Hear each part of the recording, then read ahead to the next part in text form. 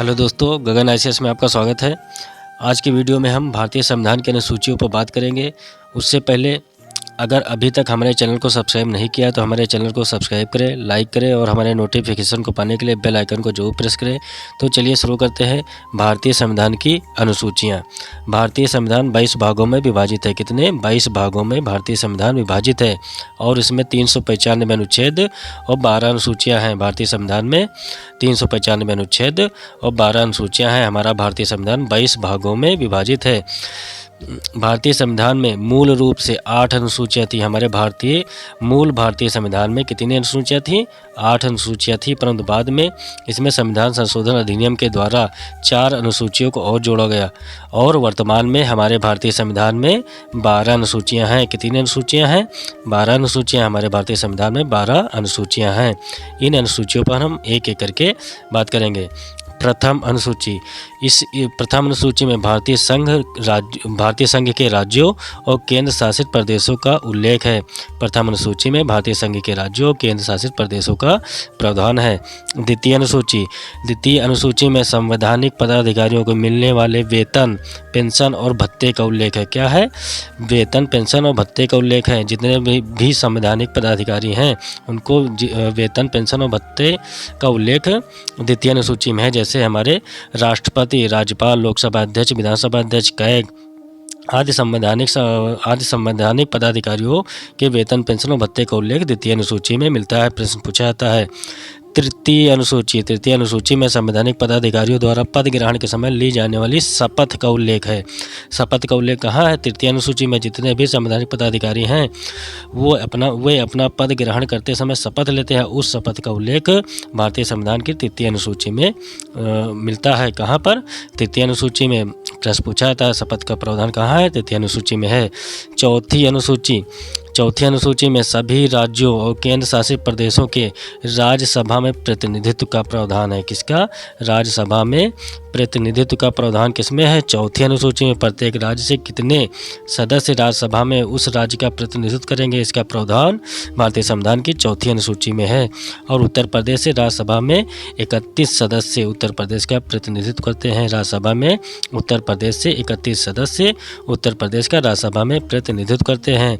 राज्यसभा में प्रतिनिधित्व का उल्लेख किस अनुसूची में है? चौथी अनुसूची में है। चौथी अनुसूची में बताया गया है कि किसी भी राज्य से कितने सदस्य राज्यसभा में सम्मिलित हो सकते हैं। इसका प्रावधान भारतीय संविधान की चौथी अनुसूची में है। पूछा जाता है। अगली अनुसूची है पाँचवीं अनुसूची। पाँचवीं अनुसूची में अनुसूचित जाति, अनुसूचित जनजाति के प्रशासन और नियंत्रण का प्रावधान है। किसके?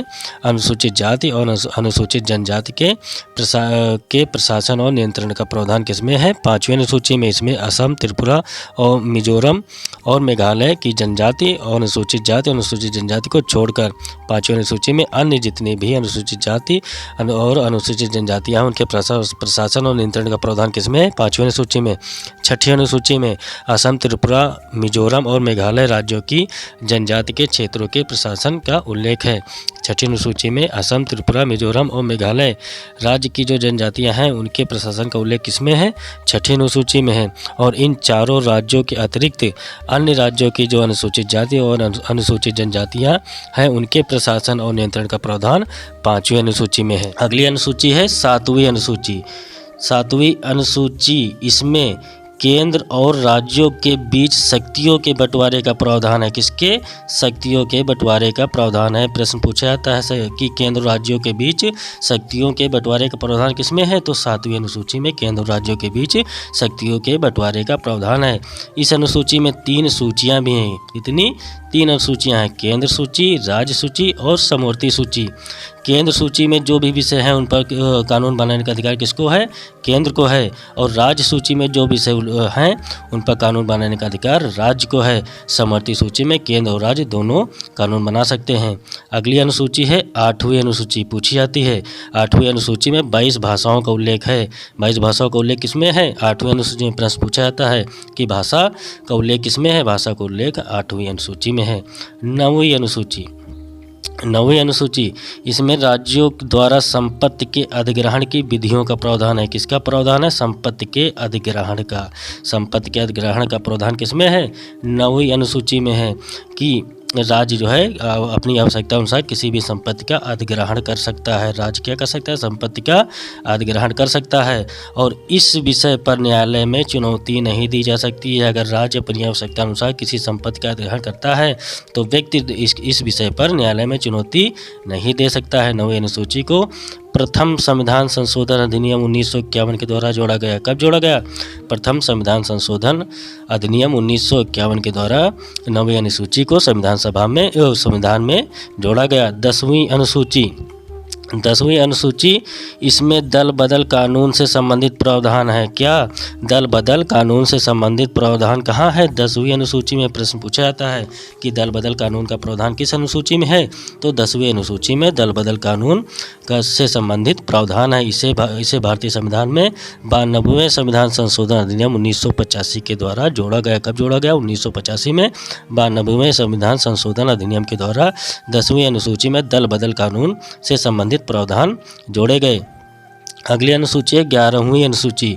11वीं अनुसूची में पंचायती राज की व्यवस्थाओं का प्रावधान है। पंचायती राज से संबंधित व्यवस्थाओं का प्रावधान किसमें है? 11वीं अनुसूची में। और इसे 73वें संविधान संशोधन अधिनियम 1992 के द्वारा जोड़ा गया। कब? 73वें संविधान संशोधन अधिनियम 1992 के द्वारा पंचायती राज की व्यवस्थाओं को 11वीं अनुसूची में जोड़ा गया। कब? 1992 में। अगली अनुसूची है 12वीं अनुसूची। इसमें शहरी क्षेत्रों के लिए नगर पालिका से संबंधित प्रावधानों का उल्लेख है। किसका? नगर पालिका से संबंधित प्रावधानों का उल्लेख कहाँ है? 12वीं अनुसूची में। और 12वीं अनुसूची को भारतीय संविधान में 74वें संविधान संशोधन अधिनियम 1993 के द्वारा जोड़ा गया। कब? 1993 में 74वें संविधान संशोधन अधिनियम 1993 के द्वारा नगर पालिका को 12वीं संविधान सभा में जोड़ा गया। कब? 1993 में 12वीं अनुसूची को 1993 में भारतीय संविधान सभा में जोड़ा गया। इसमें नगर पालिका से संबंधित प्रावधानों का उल्लेख है। 12वीं अनुसूची को स्थानीय स्वशासन भी कहा जाता है। क्या कहा जाता है? स्थानीय स्वशासन भी कहा जाता है। बहुत इंपॉर्टेंट प्रश्न पूछा जाता है कि स्थानीय स्वशासन का प्रावधान कहाँ है? 12वीं अनुसूची में है। प्रश्न पूछा जाता है, बहुत पूछा जाता है। दोस्तों, अगर अभी तक हमारे चैनल को सब्सक्राइब नहीं किया है तो हमारे चैनल को सब्सक्राइब करें, लाइक करें और हमारे नोटिफिकेशन को पाने के लिए बेल आइकन को जरूर प्रेस करें। बहुत बहुत धन्यवाद।